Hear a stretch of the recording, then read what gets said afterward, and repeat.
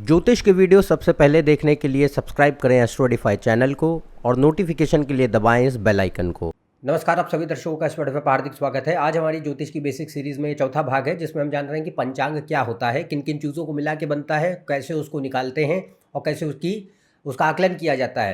तो आज हमारा ये पहला सहभाग होगा पंचांग में, जिसमें हम जानेंगे कि वार क्या है और वार कैसे निकाला जाता है और वार क्या दिखाता है, कैसे उसको आकलित करते हैं। देखिए, पंचांग जो है बहुत महत्वपूर्ण होता है। लोग इसको हल्के में लेते हैं। अक्सर कई लोग तो इसको देखते भी नहीं हैं। वो सीधे कुंडलियाँ देखेंगे, ग्रह देखेंगे, योग देखेंगे और न जाने क्या क्या देखेंगे, पर पंचांग को इंसान देखता ही नहीं है ज़्यादातर, मैंने जो पाया है। और बिना पंचांग के यदि आप कुंडली आकलित कर रहे हैं तो 50-60% तो आप रॉन्ग होने वाले हैं, ये बात तय है। इसमें कई चीज़ें ऐसी रहती हैं जो बेसिक हैं। अगर सिर्फ पंचांग भी व्यक्ति देख ले तो काफ़ी हद तक कुंडली उसको ऐसे ही पता चल जाती है, जो बुनियाद होता है कुंडली की। बाकी कुंडली में बैठे बने अन्य योग और ग्रह और दशाएं और वो सब इसके बाद आता है। तो ये कितना महत्वपूर्ण है आज इस वीडियो में समझेंगे। तो ज़्यादा जानकारी के लिए इस वीडियो को देखते रहें अंत तक।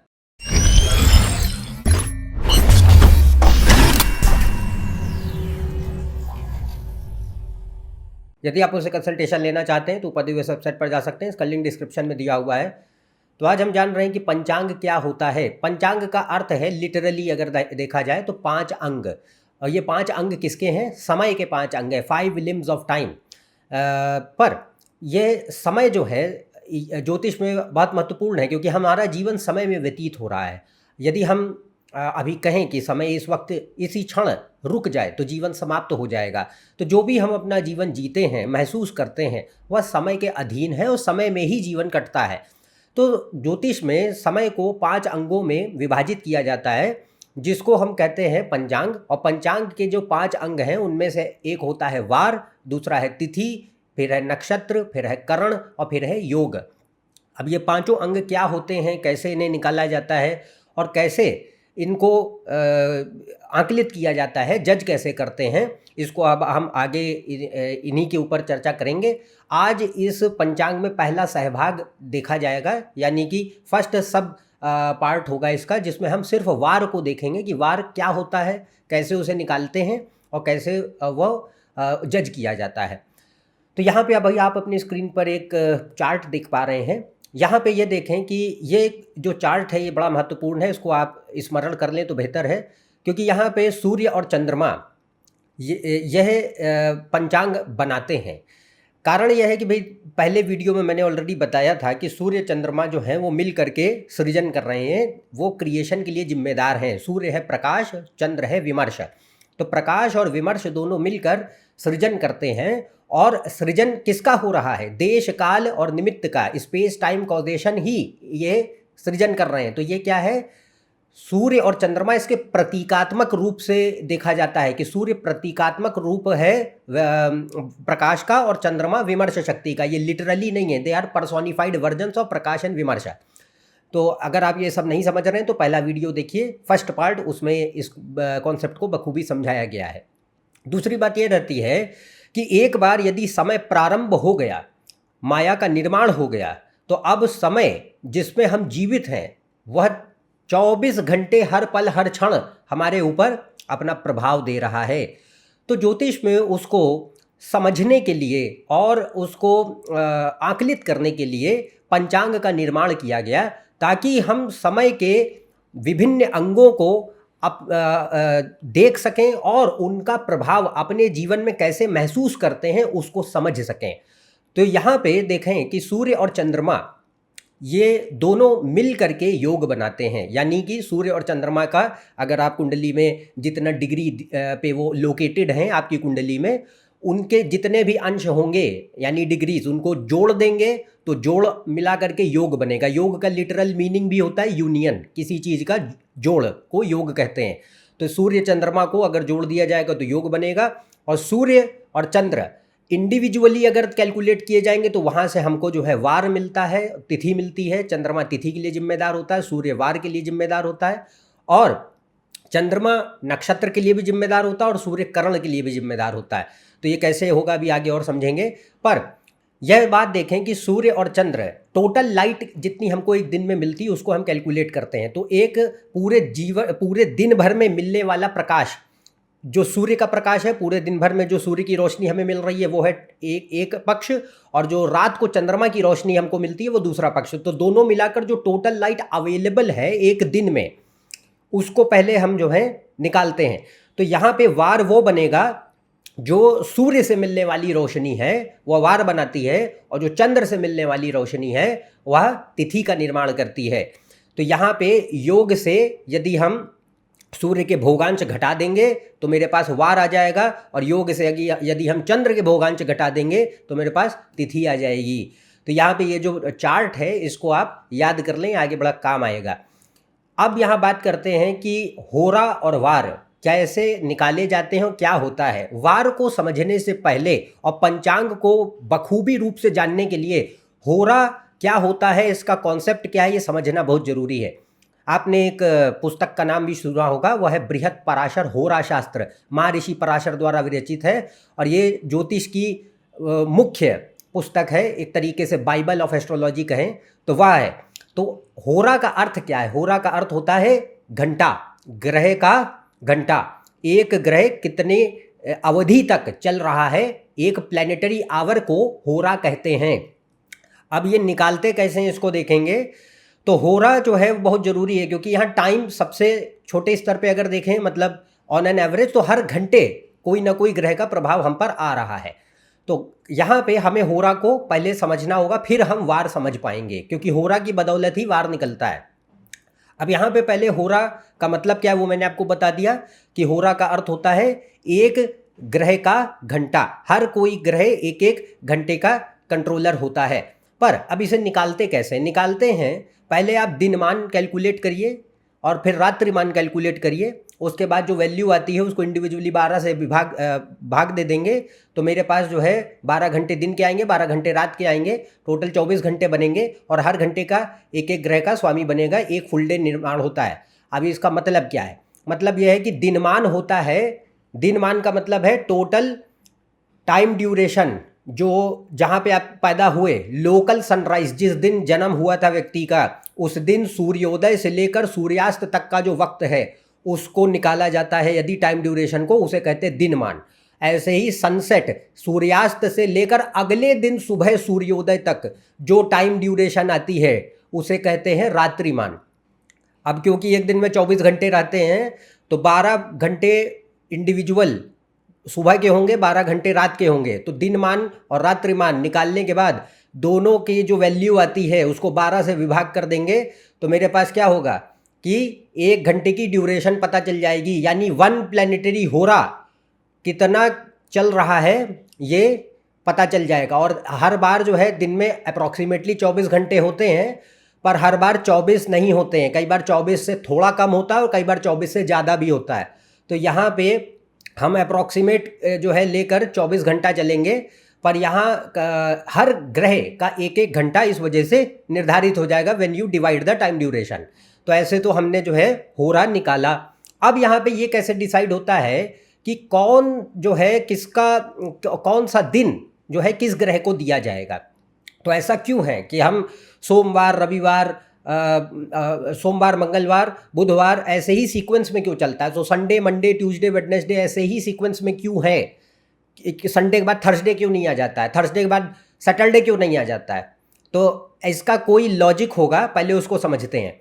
तो यहाँ पे देखिए कि जो सीक्वेंस होता है एक वीक डेज का, एक साप्ताहिक जो एक शैली बनी हुई है वह कैसे जो है बनती है उसको समझते हैं। तो कंडीशन यह ये रहती है कि आपको पहले ये देखना है कि अभी हमने होरा निकाल लिया कि एक दिन में कितने घंटे आए और कितना ड्यूरेशन एक एक घंटे की है। अब नेक्स्ट आता है कि हर ग्रह का एक एक होरा होता है और ये स्पीड ऑफ ट्रांजिट पे डिपेंड करता है। जो ग्रह जितना जो है स्लो होगा, वहाँ से स्लोएस्ट से फास्टेस्ट की ओर, मतलब सबसे धीमे से सबसे तेज की ओर बढ़ते हुए हमारे ग्रहों को कैटेगराइज किया जाता है होरा में। तो यहाँ पे जो सबसे, इसको उदाहरण के तौर से समझते हैं कि जैसे शनिवार लेते हैं, तो शनिवार के दिन पहला घंटा जो होगा वो शनि का होगा, ठीक है। तो ये हमेशा याद रखिए कि जिस भी दिन शुरू होगा, कोई भी दिन शुरू होगा, तो उस दिन का पहला जो घंटा होगा, फर्स्ट प्लैनेटरी आवर, वो उसी ग्रह का होगा जिसके ग्रह के नाम के ऊपर उस दिन का नाम रख दिया गया है।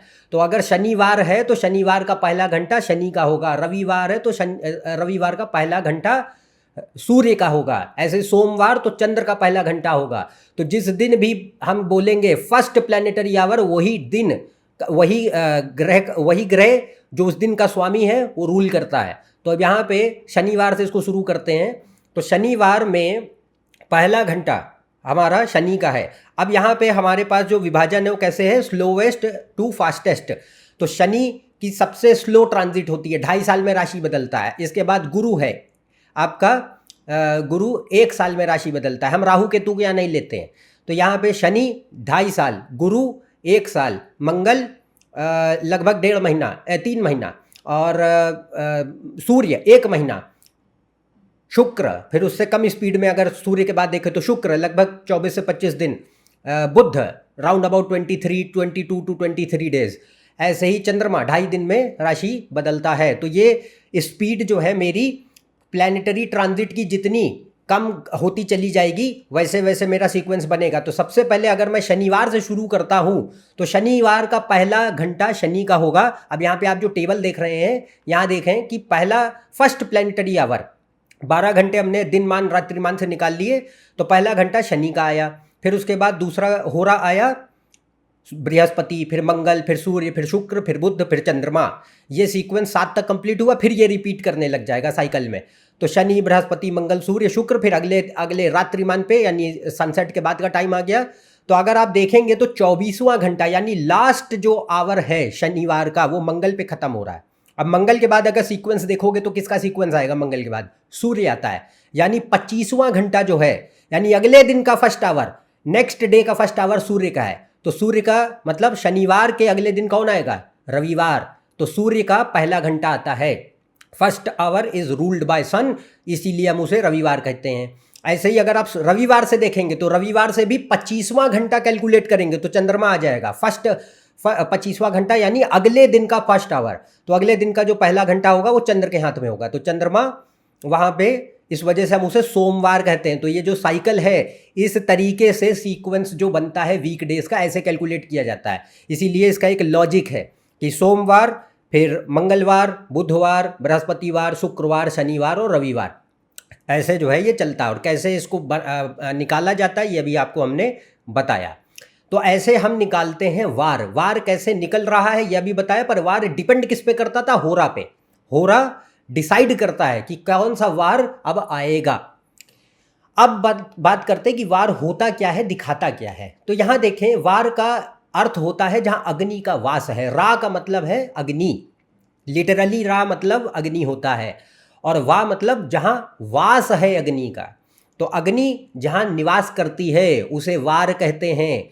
और वार कौन होता है, जिस दिन व्यक्ति का जन्म हुआ है। आप सोमवार, मंगलवार, बुधवार किसी दिन तो पैदा हुए होंगे, तो जिस दिन पैदा होते हैं उसको वार कहते हैं। और उसके जिस दिन के ग्रह के जिस दिन पैदा हुए उस दिन का जो स्वामी ग्रह होता है उसे वारेश कहते हैं। तो मान लीजिए कोई सोमवार को पैदा हुआ तो चंद्रमा सोमवार का स्वामी है, तो चंद्रमा वारेश कहा जाएगा। यानी कुंडली में चंद्रमा वह ग्रह है जहाँ पे आपके शरीर में अग्नि का वास है।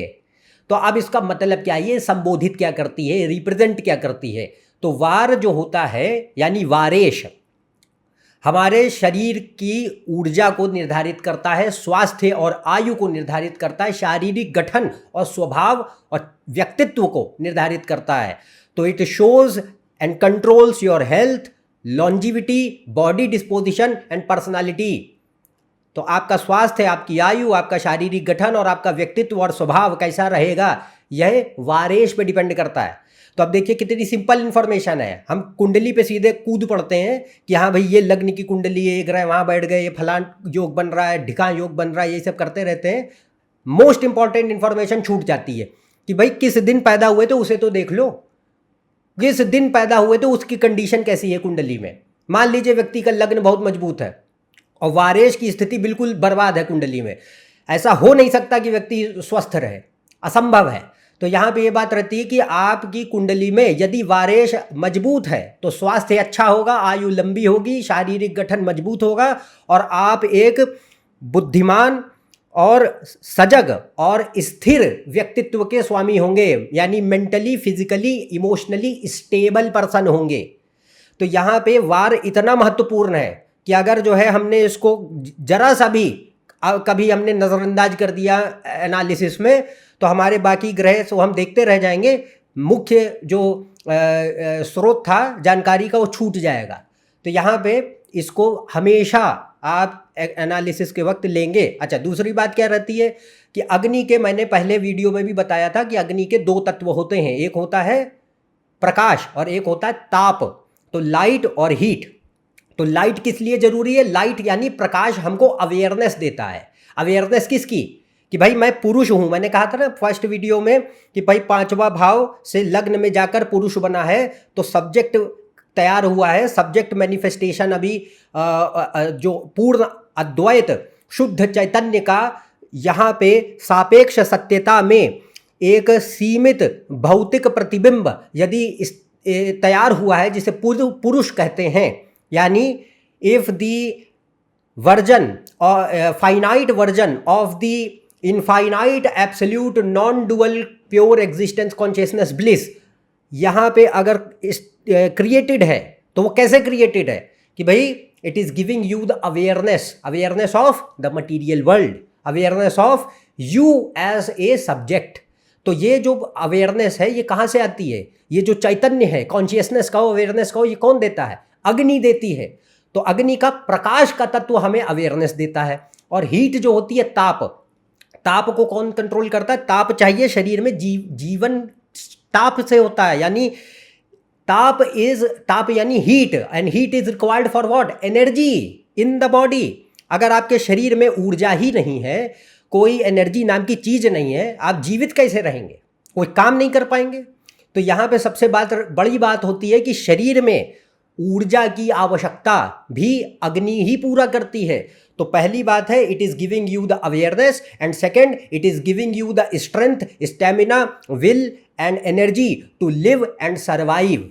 तो यहाँ पे ताप का जो पहलू है वो मंगल के हाथ में होता है, और जो प्रकाश का पहलू अग्नि का वो सूर्य के हाथ में होता है।